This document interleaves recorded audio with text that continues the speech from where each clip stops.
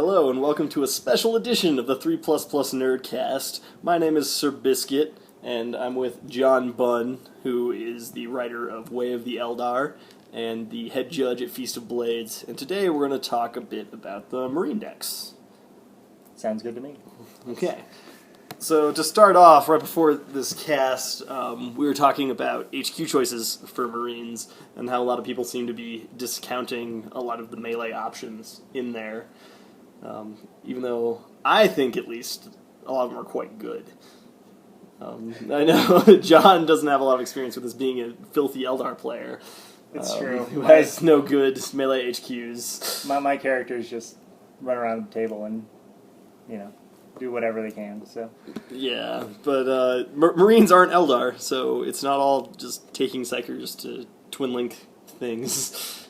No, and I think a lot of Marine players are kind of trying to be a little bit too finesse with their characters when they choose them. You have the Tigurius people that scream about how great he is, but at the end of the day, you can just take a chapter master and punch something in the face. So. Right, and whenever I try to build a list with Tiggy, it always seems like he doesn't really fit in there. Like, he doesn't end up using all his abilities. Yeah, I think, as far as the Tigurius goes, I think it's really important that it's almost like if you're playing Ultramarines and you wanted to take a Librarian, he's a better choice. But right. For Marines to build around a Librarian, it's been the same kind of thing for a while now, where there are just some better HQs, whether it be a special character or something like that, a named character, that have better global effects than Librarians, and specifically Tigurius. Right, case, so. And it was sort of last decks. Almost all Marine armies were built around the Thunderhammer Storm Shield Terminators, right? Yeah. Like the Thunder Bubble thing. Yeah. And so it's like, you can throw anyone in there with them and they're still going to beat things to death. Yeah. But now, I think they're not that good in the new decks, especially given all your other, like, reasonably priced melee options. No, the Thunder Shield, the Terminators in general being overcosted by about 5+ points at least, but This is the price we now pay for Thunderhammers. Yeah, well, yeah, and that too. And that, yeah. Okay. All right. So where can we head with these HQ choices? When you look at an HQ choice for your Marine armies, what do you?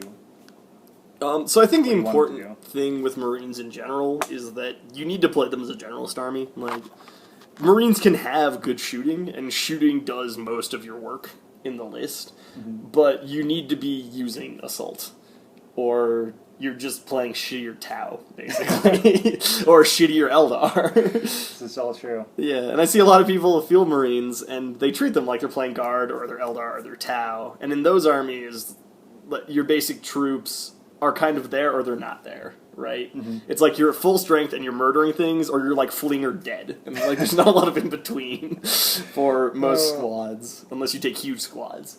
Yeah, and I mean the Marines also have the nice effect of having characters that can technically operate on their own later in the game. So like a Farseer will never charge in and kill a unit of Marines or a unit of anything by himself, but it's very possible to build a character that can, at turn 4 in the game, break off and kill something and maybe not die instantaneously from whatever gets pointed at him.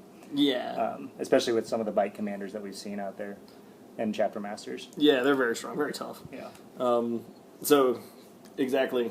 So you have these HQs, which are very strong beat stick HQs, and Marine squads in general don't just die and become pointless. Like, if you have a 10-man Marine squad and you're down to 4 Marines, like, 4 Marines aren't going to go do anything spectacular, but they're not going to run off the field, probably, because they shall know no fear. Like, they can go score stuff. You can go throw crack grenades and attach crack grenades to things. Yeah. Like, 4 Marines is more than enough to sweep most Xeno squads. And even just tie up stuff. So Marines scale a lot better with their losses. And since that's true, and because shooting does most of your work with Marines, the important thing with Marines is managing melee and mitigating melee. Because a lot of Marine armies would love to just like be 12 inches from the enemy and then either rapid fire them or charge them as appropriate, but they can't really do that because you're not good enough in melee that you can beat anything that's actually kitted for it. Yeah. But if you have even that single melee HQ, then suddenly the equation changes. Yeah, I think it opens up a lot of possibilities when you're fighting against these different, like you said, being generalists. Where if you're gonna go against these combat armies, you need something that can take out or at least hold up their combat units. Yeah. But at the same time, you need to have something that can go after these shooty armies and remind yourself that you're a Marine player and you can push forward and just charge in there. And adding that little extra punch from a Marine character is always nice to have, making him a separate threat unit. Yeah, I have to say, my heart breaks a little bit each time I watch a Marine v Tau game, and the Marine player charges forward 12 inches and stops. Yeah, yeah. What are you? Yeah. No. And sits there or cowers sits in the Rhino and just says, if I get out, I'm going to die, so I should probably just sit here. And shoot 2 bolter shots a turn. Yeah. I've got 40 Marines sitting around, but they'll just automatically die. And that's not the case at all. Right. But it's okay. It's okay to lose a ton of Marines. You can have 40 Marines and Rhinos go across the field, lose 30 of them, but you still have they can score, whatever. If 2 Marines get in with fire warriors, you can sweep them. Yeah. Not a big deal. I do find it funny where people are so concerned with first blood, but then after that, like losing the first unit matters. It does, but they get really concerned about losing anything else beyond that too. Stuff's gonna die. You should probably just use it and go for it. So yeah, that's kind of sitting there and taking the firepower. That's tournament shock. I think a lot of players have actually, because you play in your local tournaments or you just play against local players and you're good at 40k because your read blocks 3++. Right? And so you're used to crushing people, and it's when I win and lose 10 guys. And then you go to a tournament where people are really good, and they're bringing the same kind of list you are, and when you're winning games, you're not winning with very much left, and it seems like you lose a lot in the first turn. Yeah. And that's a splash of cold water, and a lot of people completely reformulate lists that are totally fine. And that's where that's where that big push towards just shooting goes, where you just feel if I can just shoot the person off the board in the first turn, then I don't need to worry about all this extra assault stuff, or I don't have to worry about receiving as much damage. But realistically, if you kind of embrace the assault phase in general, so many people have cut out of their list, then you can actually start winning a lot more in situations where you maybe shouldn't have, or against a Tau player, you're going to win because you actually assaulted instead of standing there. Right. Like we've said so many times. So. Yeah. And yeah, I know Riptides can counter assault, but they're not really that good about it. And if you have, again, that melee threat, that strong commander somewhere in the army who can just go punch it if it wants to jump into your Marine squads, then suddenly you can push really, really hard where you wouldn't be able to if you just had Tigurius around. Yeah. So let's maybe talk about some specific HQ choices that would be able to do this. And I think the clear one that's going to come out first is maybe the Bike Chapter Master with, the Thunderhammer and the Shield Eternal. The Shield Eternal of Eternal Warrior and Adamantium Will and Storm Shield goodness. Yeah, also, just as an aside, Adamantium Will is a really underrated ability. It is a very underrated ability. There's a lot of stuff out there that can be very deadly, and people will place a lot of clout with Tigurius because they can get things like Hallucinate and Farseers and things like that with the same thing. And when you eliminate 2 warp charges worth of effectiveness from one of these great psychers because you rolled a 5 or a 6 instead of just a 6, or even better than that, 4+, 3+. You're effectively shutting down a 165-point model for a turn. Yeah. So. Yeah. But as you were saying, in terms of melee ability, I don't even know that it necessarily has to be the Chapter Master.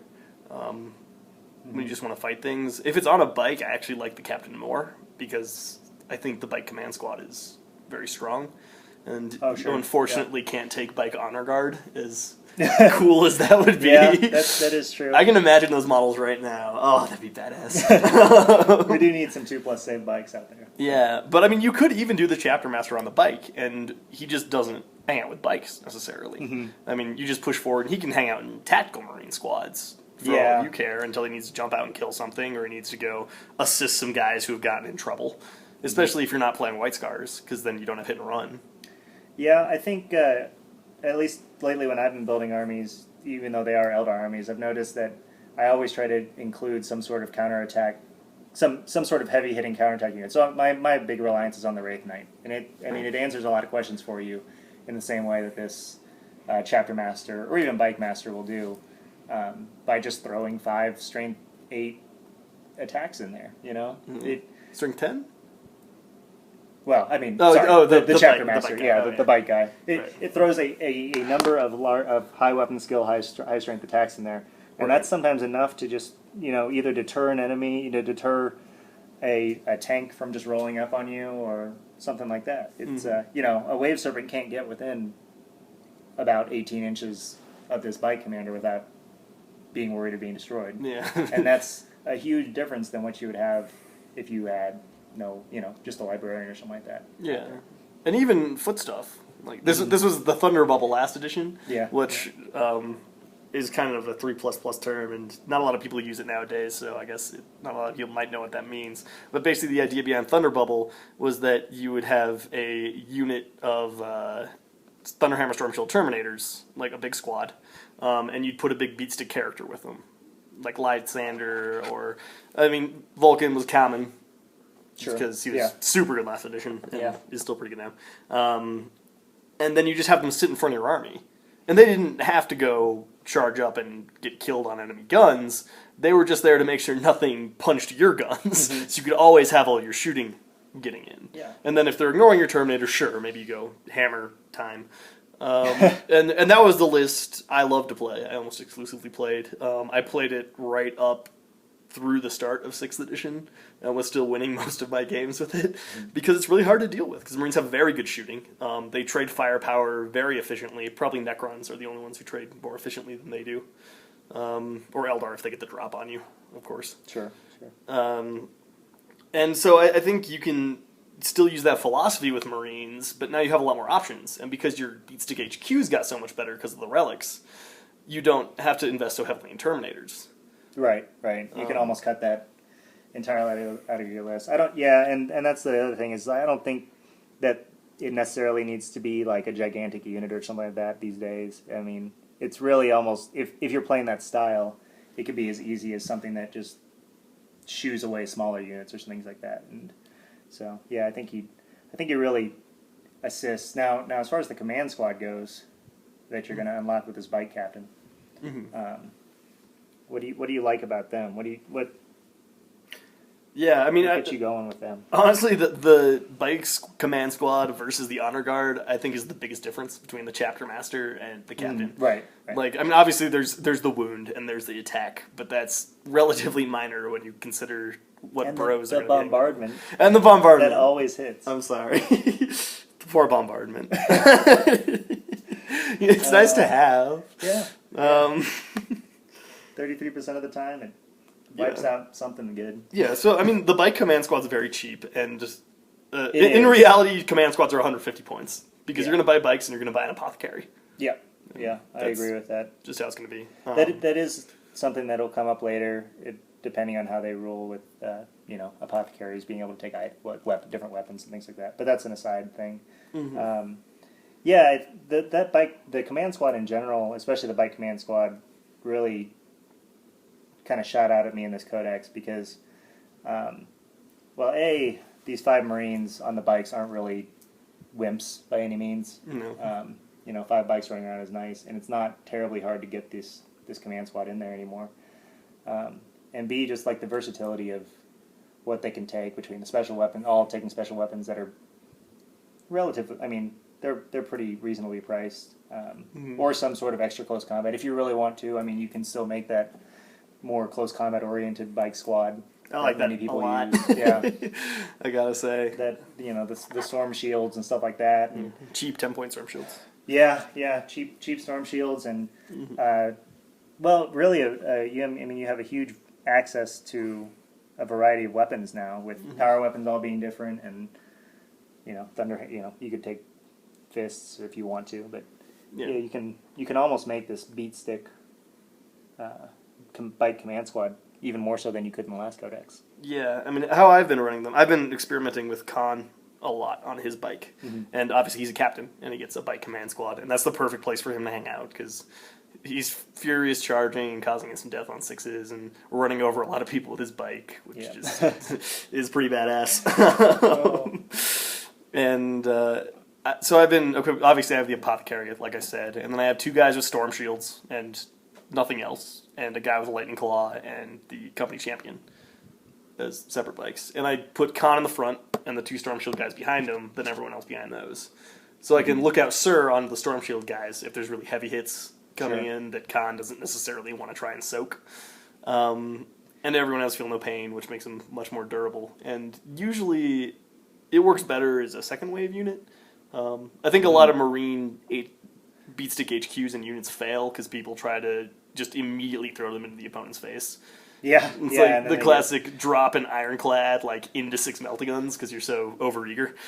But as a second wave unit, if you can kind of keep it back and hidden by terrain and then bring it after you've kind of started skirmishing, it can be very difficult to deal with. Because either they have to shoot their whole army at it because it's really, really tough, or it's going to move up, and then Khan's going to split off, and the bike squad's going to kill a unit. Khan's going to kill a unit. Sure. Now, as far as that goes, do you find it makes them too expensive? Then, let's say I would say it can be very common to see a command squad with 5 bikes and 5 graviton guns, or 5, maybe to a lesser extent, 5 flamers, 5 plasmas, things like that. Because again, a lot of people like to focus on this this shooting aspect more so than close combat. Do you think it's worth really the points of that? At that juncture, once you've already loaded up on all these close combat options, I guess I kind of see one of the strengths of the command squad is being able to take these guns. Right, and I mean, obviously, I like to run them sort of cheap because I only have the 2 guys who have close combat weapons and the 2 storm shields, and you can make that squad as expensive as you want if you have your army. We're talking. It's a 75-point swing between what maybe throwing on some extra weapons. So and I think that can be strong. I think bike armies already bring a lot of special weapons. Is the main thing I would say, and you make them into a huge target, and you make each loss hurt a lot more when you start throwing 15-point guns onto them as well. And I'd rather see that money turned into more meat for the army. I think that's a lot of Marine armies lack that, especially when people start looking up lists online and they see just these maximizing the number of guns. Getting a Marine with a bolt gun is a wonderful thing to have. I'll tell you what, as an Eldar player, I was ecstatic when I started seeing that list of 4 bikes plus attack bike copy-pasted 6 times, and then some other stuff with some more special weapons. And all I could think was, I'm going to kill 3 of these bike squads a turn without breaking a sweat, because killing 5 dudes is not an issue. Killing 10 bikes is not really that hard. I mean, Ravenwing players for years have had this problem. I've had this problem with Eldar bikes, and they're not that much, not that much weaker than Marine bikes. So that's a great comparison, actually, because if you think about it, like a Siam Ham army versus like a White Scars army, where you're both just taking a lot of bikes. We'll say the Siam Ham player is 6 squads of 9 bikes with 3 cannons, and the Marine player, if he takes them in squads, then you're going to lose to those bikes. They're just going to shirken you and you're going to die. But if you have max bike squads, you'll probably win, because then you can actually get the charge off. Right. It is much harder for someone to wipe out a 10-man squad without wasting firepower at some point in that shooting phase than a couple of small 5-man squads. And even then, even with the smaller squads, it's almost easier to tie them up with, like you said, either a 9-man bike squad or something like that. Also, what's the points on a Space Marine bike now? 21. 21 points. Yeah. So slightly more expensive, but not terrible at all. No, basically, you're a Marine who paid 7 points to get a bike. Yeah. Okay, so let's talk about the Honor Guard then. What do you think the Honor Guard brings? Since we're comparing, we have, on one hand, we have the Chapter Master with the Honor Guard, we have the Bike Commander with the Bike Command Squad. How are we going to get these Honor Guard into a list without overly spending on models that can't shoot? They can shoot bolt guns, at least. And, I know, you scoff, and I feel a little bit silly saying it, but they are contributing. Yes. I think that the Honor Guard are a very good example of a unit that just needs to pick its battles and can't do the charge of the light brigade thing that a lot of melee units try to do.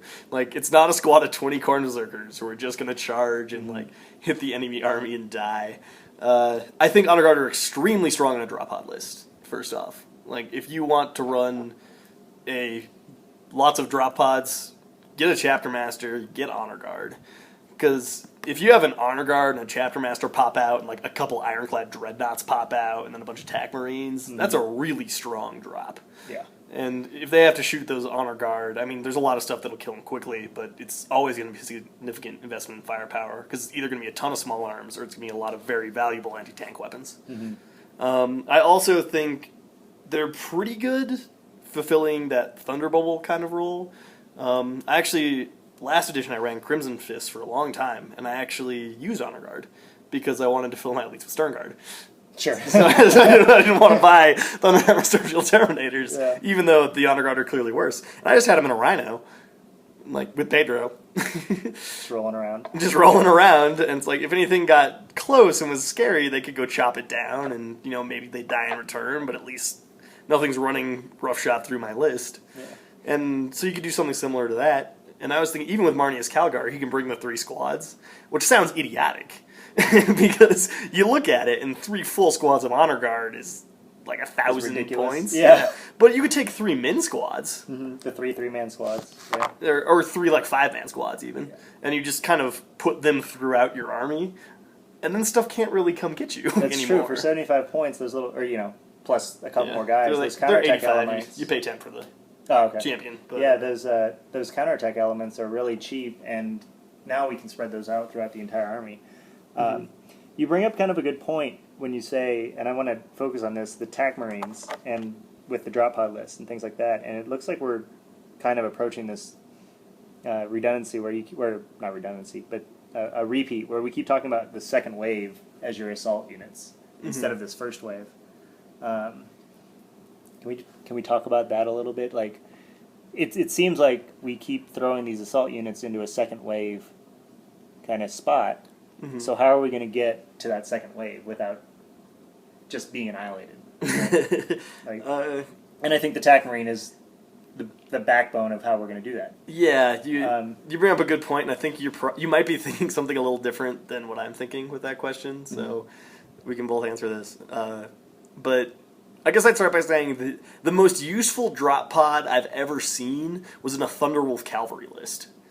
And it was just a single drop pod full of Grey Hunters. Okay. Because that pod dropped and started shooting at me, but then there was also Thunderwolf Cavalry running across the field at me. Right. So I had to choose, I can easily annihilate this drop pod squad, but if these Thunderwolves come up, they're going to mess me up. I was playing a shooting Necron list, so it's a bad list to face. This is pure Necrons. And I got annihilated that game. Anyway, and so I think it's sort of the thing where if you throw your assault elements out there and they're kind of on their own, and you have shooting elements backing them, but they're not really that scary or overwhelming, they're just going to focus fire your melee stuff down. Because it's the obvious target. It's what's going to cause the most damage next turn. And it's very easy to have that assault unit out front, because good assault units tend to be very fast. And because you want to assault. Yeah. Yeah, of course, yeah. You want to assault them, so they're out front. Right. But you can cause a lot of difficulty if, like, for instance, in that drop pod list, if you don't put everything all in. Like, we'll say you have 5 drop tactical squads. You have your Chapter Master with Honor Guard, and you have 3 Ironclad Dreadnoughts. If you drop, like, the Chapter Master and the Honor Guard and all the tacticals at first, and then you drop the Dreadnoughts later, they tend to be a lot busier on that second turn, because there are things the Marines can assault and kill, and so they need to deal with all these tacticals that can now assault. Their heavy weapons are probably crippled or tied up at this point, at least more than they were on the first turn during the drop. And suddenly your Ironclad Dreads have a lot more value. And that's sort of the nature of 40k, actually, is the later in the game you get, and as stuff gets attrition down, the more valuable melee units become. Right. Yeah, that's exactly where I was going, where it's, one of these things where all of these, we're talking about these HQ choices, the HQ squads, and assault units in general. And like you said, I find a lot of people will put it at the front of their army. They'll drop the assault squad, but not but they'll have the shooting come forward. And at the end of the day, it's better for me to kill the assault squad first, because assault squads generally do more damage in assault. I mean, actually, any unit does more damage if they break you, you flee, and I wipe you. It's more damage than you'll get done with shooting. So you obviously focus on killing those units off. Well, the standard Marine now has this ability where they are... I mean, a Marine is good in close combat, and the more Xenos you see, the better you are in combat relative to the rest of... the field, Yeah, relative to the field.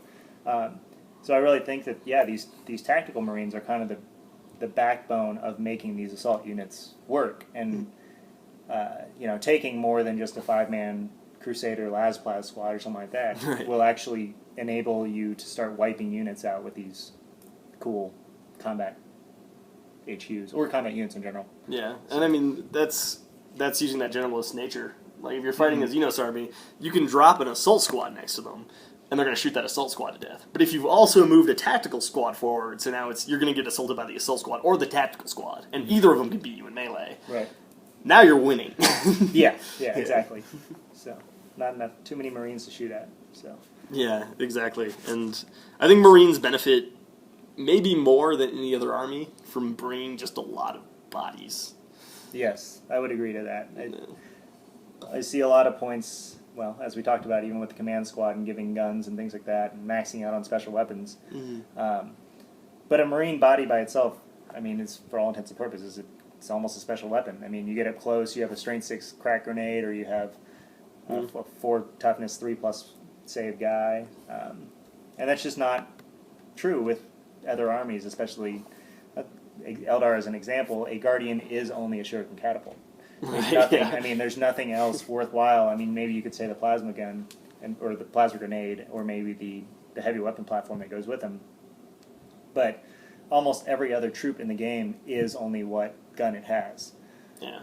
It's a classic guard veteran squad, where it's like you have 10 guys to carry 3 special weapons. Yes, and it's basically 10 wounds worth of 3 special weapon. So, utilizing that Marine to its full effect, utilizing your troops and your individual infantry to their full effect, in order to get these power HQs, power close combat units in there, it's a really good thing to build around, I guess. Yeah. And we were actually talking a bit before the program about this kind of issue of Marine durability, because I had brought up a buddy of mine who recently switched from Guard to playing Chaos, which are close enough for and he actually uses Chaos Space Marines? And he actually uses Chaos Space Marines, and he's gotten quite good with them. But when he first started, he was playing them like Guard, in that the unit would always have everyone in cover. He didn't like to advance very much. He wasn't trying to be close to enemy units, and he was just getting torn apart. Because Marines don't work very well like that. Right. Marines are about attritioning your enemy down better than they're attritioning you down. And not just on a point-for-point basis. Because the simple fact of the matter is, when a lot of squads get down to 3 guys or 2 guys, they're basically worthless. But it's not true with Marines. Right. So if you get to the point in the game where everyone's lost a ton of stuff and everyone's squads are at 3 or 4 guys, you're hugely winning all of a sudden. Even though you've lost like 75% of your army. Yeah, I can attest to that, yeah. I've cut 3-man jet bike squads from most of my lifts for that same reason, where they just, when they get down to a certain point, they just don't feel worthwhile. I mean, that's kind of a bad example since they are very fast, but... The same thing with Guardians. I'll use a lot of 20-man Guardian squads, which I know you hate. I know a lot of people hate, but I will use them because they're growing on me. When the 10-man Guardian squad takes a round of bolter fire and has 3 guys left, they're worthless even if they pass their leadership test. Right. So, not true with Marines, where if I did the same thing with 10 Guardians versus 10 Marines and killed 7 Marines, next turn the Marines are going to kill my Guardians when they charge in. So, and they will probably... either they'll sweep them or they'll break them or something, but bad things will happen. Right, yeah. And breaking is very nasty in this. I think that's a very overlooked part of Assault and how that changed this edition. Yes. Because even when you regroup, you can only snapshot for a turn. Yep. So you've got at least 1 turn of that unit snap shooting and barely moving. So it's almost as good as pinning them. Yeah, I think And They Shall Know No Fear gets used a lot for its kind of the shooting. Okay, cool. You shot a couple guys. Even if I fall back, I get to regroup and come back and shoot you some more. But I mean, it's a huge bonus that you can never be swept. And I don't think it was really apparent until more and more people were taking Xenos armies or non-fearless armies, things like that. And yeah, I mean, it can swing the, you can kill off 20 models here and there, 10, 15 models if you beat them in close combat. If you kill 3 models worth of guys, shooting doesn't do that. It's harder unless you've wiped out the unit to accomplish the same kind of thing. So yeah, right.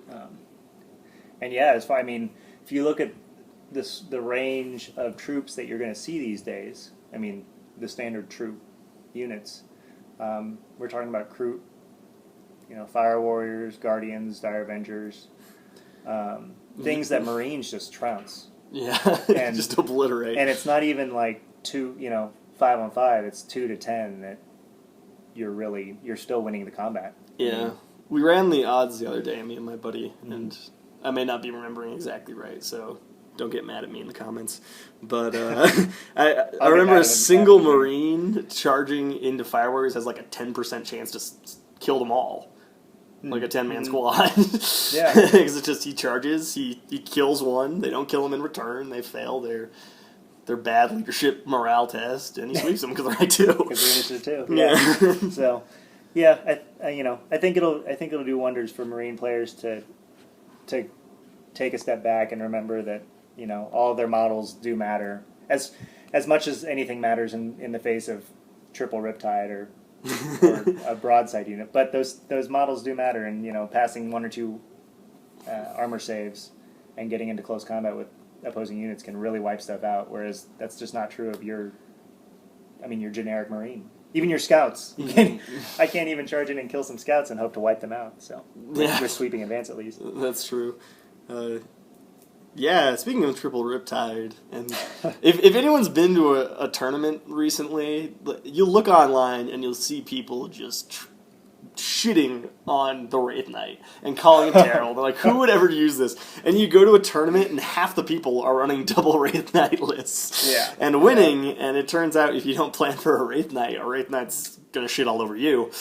That's true. And as a matter of fact, today I played against a Marine player that a Wraith Knight pretty much single-handedly went through, 2 full tactical squads, a chapter master, a librarian, and an ironclad dreadnought. And they're a pain. No matter what anyone says, don't make them think that they're inconsequential, because they are charging you on turn 2 if I think that my army needs to lock something up in close combat or engage something or destroy something. I mean, it's going to happen. And and that may be where I was going with some of the the Graviton bike squads, things like that. Yeah, and that was going to be my question actually, is how much do you think those are actually going to shake up the meta of lots of Riptides, lots of Wraith Knights? I personally do not. People have brought up the fact that if I take 3 Grav Centurions and shoot at my Wraith Knight, that it will die, and that is 100% true.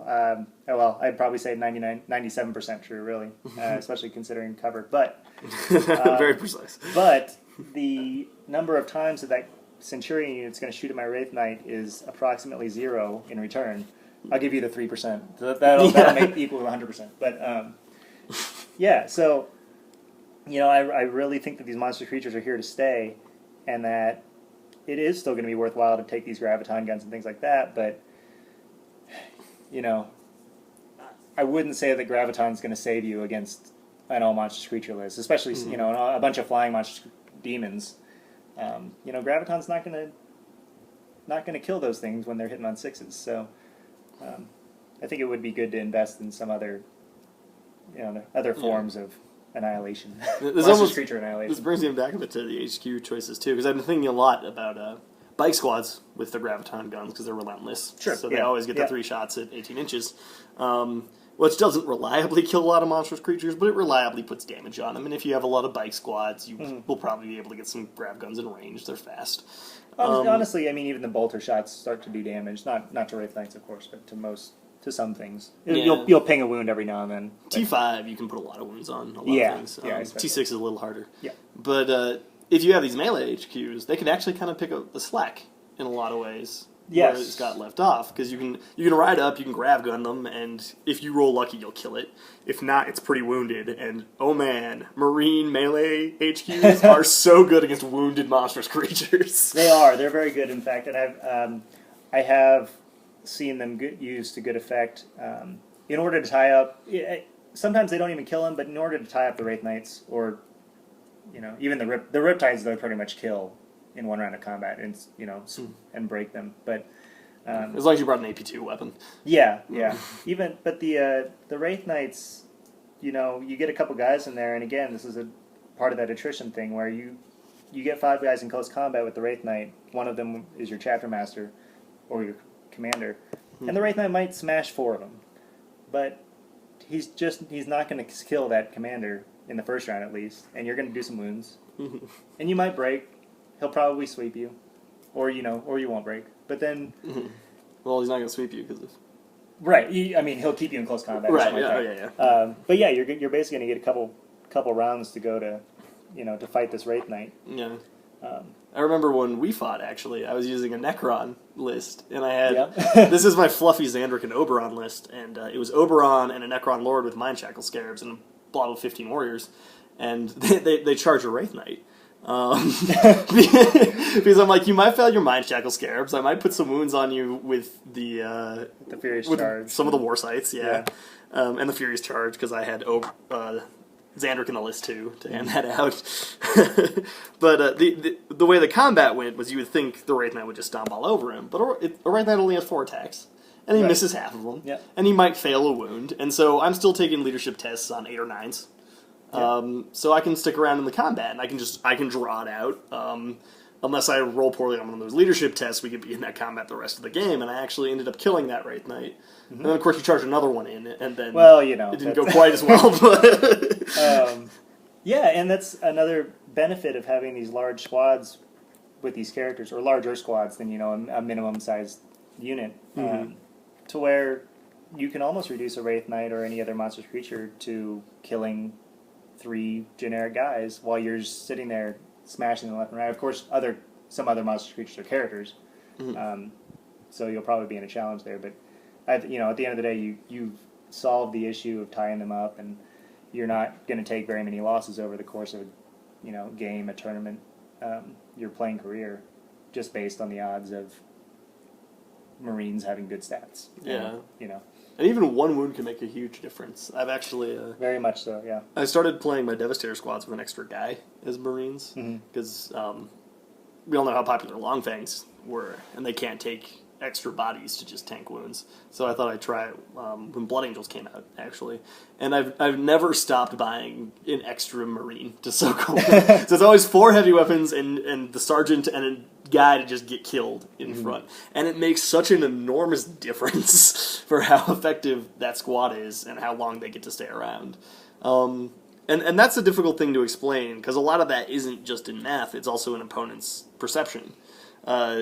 Because if you have a squad that's 4 heavy weapons and a sergeant, and they just have a rhino sitting around who can't decide what he's going to shoot his Stormbolter at, he's going to be like, well, I'll shoot the Devastators. I might kill a heavy weapons guy. Why not? I got to kill 2. Yeah, as soon as you have that extra guy there, and it's like, oh, I'm just going to be killing 2 generic Marines at best, people don't even shoot at you anymore. You become so much more durable, because people are just like, oh, it's not even worth it to kill that guy. So I have an off question about durability, and I've been pondering this, because I am a big fan of pinning. I think pinning can change games for people a lot. I mean, it can really shift the game, especially when we're talking about Marines, which don't generally have too many models, and they don't really have anything to defend against pinning.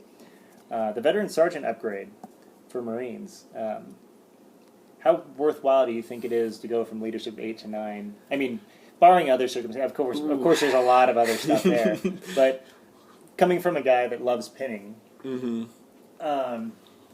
me it seems like a worthwhile investment depending on how many squads I have. I think leadership is a very underrated thing. Now, of course, on the other hand, with and they shall know no fear, leadership isn't a huge deal. Right, but that doesn't protect you against pinning. Right. So first off, I would say, if you have Martinus Calgar, never. obviously. Because you actually, choose to pass or fail. And he only chooses to pass morale checks. What? No, Yeah. he chooses pinning. Get the codex! Get the codex! Everyone get the codex! We'll find it eventually, but... Okay. Anyways. Last outside edition of that, of pinning, course, anyway, yeah. Yeah, so... The first thing I always ask when you see these kind of leadership upgrades is, what are the odds? Because I know that the chance of failing a Leadership 9 test is 1 in 6, right? Leadership 10 is 1 in 12, so actually Leadership 10 is twice as good as Leadership 9. So Leadership... But the 8 to 9 is... it's a little bit... What's your odds of failing in 8? It's 10 out of 36, right? Yes. So it's a little less than a third, so call it like 28%. Right. Something like that. So I 28%. The bonus from... you basically get more utility out of going from 8 to 9 to 9 to 10. Right. Yeah. Well, obviously. But, I mean, the important thing is to realize you actually fail a Leadership 8 test about a quarter of the time. Yeah. And that's not so bad if your opponent has like 1 unit of snipers in the army, and so they might force a pinning check. It can be really bad if they have a lot of pinning stuff, which I haven't seen this army yet, but I think you could build a really strong Eldar pinning army. I concur. It's in the works. We'll write about it someday. But I suppose your answer, since you're leaning towards White Scars and bikes, is that, well, you take bikes and you don't worry about it anyways. Right. So that's true. I guess that also answers my question a little bit. That's true. Yeah, obviously bikes don't really care that much, especially if you're White Scars and you can hit and run, so you don't need extra combat ability. I guess Devastators I would definitely give them a Veteran Sergeant too, since their leadership actually does matter. I wouldn't give them a Veteran Sergeant. You don't think so? Well, here's the thing. Pinning's a problem. Yeah. But you're never going to force a morale check without the Sergeant already being dead. That's true. Yeah. That's true.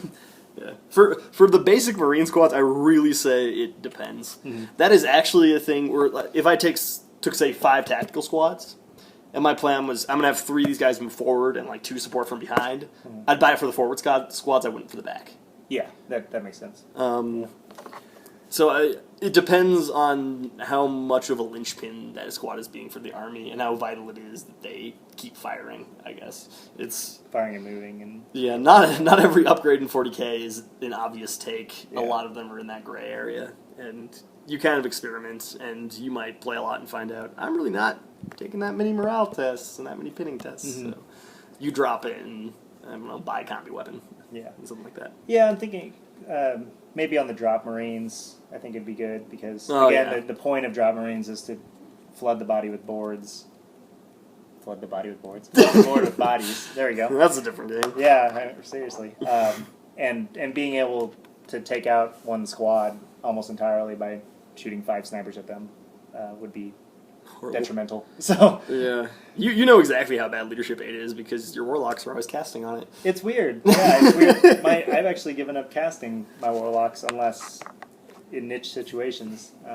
But yeah, Leadership 8's not the best. No, it's pretty bad. Leadership 7's even worse. Yeah. Well, great. Well, all right. I think we sort of reached the end of our planned session for today, so we're going to stop the podcast now at just about the 45-minute mark. We hope you enjoyed, and I hope we can do this again in the future.